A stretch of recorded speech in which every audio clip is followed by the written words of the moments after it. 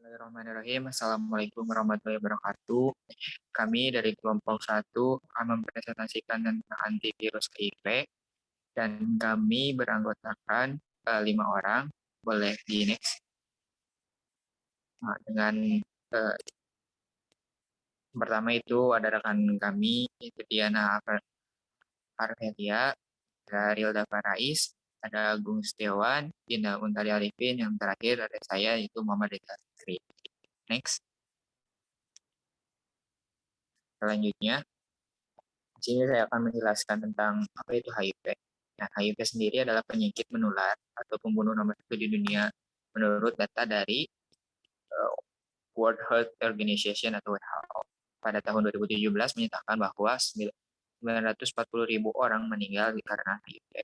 Nah, di sini juga terdapat penularan HIV atau AIDS dapat terjadi melalui 3 cara, yaitu penularan seksual, selanjutnya ada kontak antara sekresi cairan vagina atau cairan presemina seseorang dengan rektum. Dan ada kontaminasi patogen melalui darah. Dan ada selanjutnya yang terakhir itu ada transfusi darah dan penularan masa perinatal. Nah, mungkin selanjutnya akan dijelaskan oleh rekan saya. Silakan. Untuk patofisiologi. Patofisiologi dari HIV itu infeksi HIV merupakan etiologi dari infeksi HIV/AIDS. Penderita AIDS adalah individu yang terinfeksi HIV dengan jumlah CD4 kurang dari 200 mikroliter. Meskipun tanpa ada gejala yang terlihat atau tanpa infeksi oportunistik, HIV ditularkan melalui kontak seksual, paparan darah yang terinfeksi atau sekret dari kulit yang terluka, dan oleh ibu yang terinfeksi kepada janinnya atau melalui laktasi. Molekul reseptor membran CD4 pada sel sasaran akan diikat oleh HIV dalam tahap infeksi. HIV terutama akan menyerang limfosit CD4. Limfosit CD4 berikatan kuat dengan GP120 HIV sehingga GP41 dapat memerantarai fungsi membran virus ke membran sel. Dua koreseptor permukaan sel, CCR5 dan CXCR4 diperlukan agar glikoprotein GP120 dan GP41 dapat berikatan dengan reseptor CD4. Koreseptor menyebabkan perubahan konformasi sehingga GP41 dapat masuk ke membran sel sasaran. Lalu untuk patogenesis, virus masuk ke dalam tubuh manusia terutama melalui perantara darah, cairan semen, dan sekret vagina. Setelah virus masuk ke dalam tubuh manusia, RNA virus diubah menjadi DNA oleh enzim reverse transkriptase yang dimiliki oleh HIV. Setelah itu, DNA provirus akan diintegrasikan ke dalam sel pejamu, kemudian diprogramkan untuk membentuk gen virus. Limfosit T CD4+ ini sangat dibutuhkan sebagai pengatur utama respon imun dalam tubuh. Ketika HIV menginfeksi sel limfosit T CD4+, maka terjadi penurunan drastis dari jumlah sel limfosit T CD4+.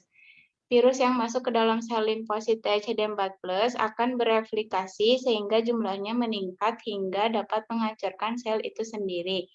Selain itu, HIV juga dapat menginfeksi sel lain, misalnya sel dendritik, astrosit, limfosit T CD8+ atau sel T sitotoksik, dan sel retina. Keadaan ini akan menurunkan sistem kekebalan tubuh seluler yang akhirnya menuju ke keadaan AIDS. Selanjutnya akan dilanjutkan oleh. Baik, selanjutnya ada target kerja antivirus anti-HIV.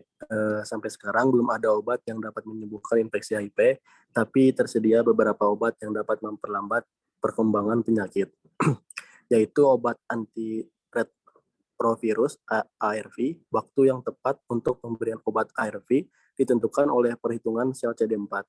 Jumlah virus dalam plasma dan gejala klinis biasanya dilakukan pemberian obat ARV secara kombinasi.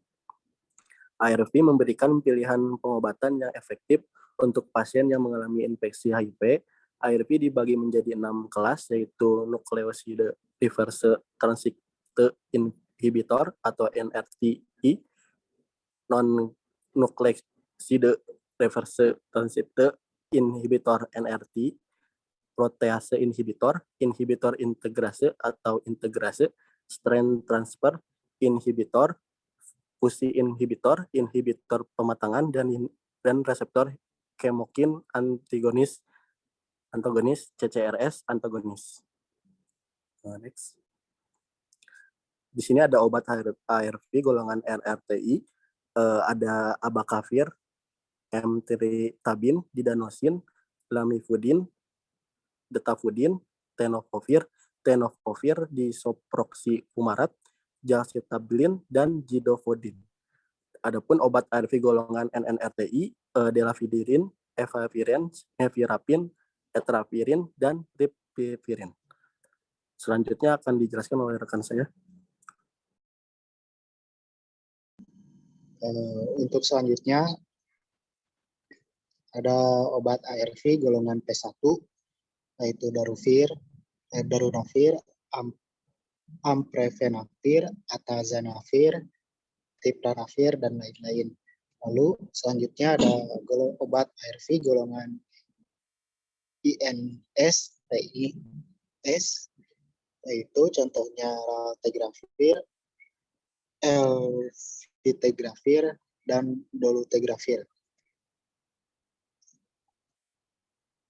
Lalu selanjutnya ada obat ARV golongan inhibitor permatangan, itu contohnya bevirimat. Lalu selanjutnya golongan ARV golongan FI, contohnya enfuvirtide dan ibalizumab. Lalu yang terakhir itu obat ARV golongan CCR5 antagonis dengan contoh obat maraviroc dan pikriviroc. Lalu selanjutnya bakal dijelaskan oleh rekan saya. Lalu selanjutnya ada efek samping dari obat-obatan tersebut. Yang pertama adalah kehilangan nafsu makan dan diare, kemudian kelelahan dan depresi, mual dan muntah, ruam, serta ada gangguan tidur, kemudian perubahan pada distribusi lemak tubuh, kemudian kolesterol dan trigliserida atau lipid yang tinggi pada darah, kemudian resistensi insulin, kemudian ada berkurangnya kepadatan tulang, asidosis laktat, dan kerusakan hati. Kesimpulan dari ini adalah obat-obatan antivirus dipakai untuk membasmi, mencegah, atau menghambat penyebaran infeksi virus. Virus bereplikasi sendiri dalam beberapa tahap dengan tujuan dari obat-obatan antivirus tersebut yang sudah dijelaskan, yaitu untuk mencegah replikasi virus dengan menghambat salah satu dari tahap tersebut. Sehingga dengan demikian menghambat virus untuk bereproduksi, dan kelompok obat-obatan ini adalah untuk melawan human immunodeficiency virus atau HIV.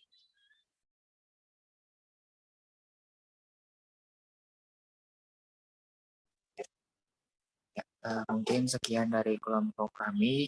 Terima kasih. Mohon maaf bila ada salah kata. Wabillahi taufiq wal hidayah. Wassalamualaikum warahmatullahi wabarakatuh.